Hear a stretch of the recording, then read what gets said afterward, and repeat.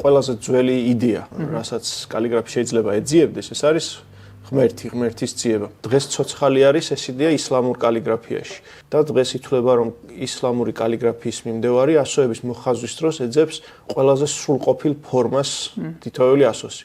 მაგრამ ვერასდროს ვერ მიაღწევს. ამ ძიებაში ყოველთვის შეიძლება წინ წასვლა და კიდევ უფრო კარგი ფორმის პოვნა. ეს სხვათა შორის ძალიან კაფიოდ ჩანს ასომთავრულშიც. ასომთავრულიც როცა შეიქმნა, სავარაუდო არის, რომ სწორედ ეს იდეა ედო საფუძვლად, იმიტომ რომ ასომთავრული არის გეომეტრიული ფიგურებით აგებული დამწერლობა, წრე და იდეალური წრე, იდეალური ხაზი, კუთხოვანი ფორმები და ასე შემდეგ, ხო? და ეს გეომეტრია იმ ეპოქაში აღიქმნებოდა როგორც იდეალური სამყაროს გამოხატულება. გეომეტრია თავისთავად არის იდეალიზმის ერთ-ერთი ხატება. ჩვენ ვერასდროს ვერ შევძლებთ ზუსტი წრის მოხაზვას. ადამიანის ხელი ვერასდროს ვერ განახორციელებს იდეალურ წრეს, იმ იდეას, რაც წრის იდეაში დევს, ხო?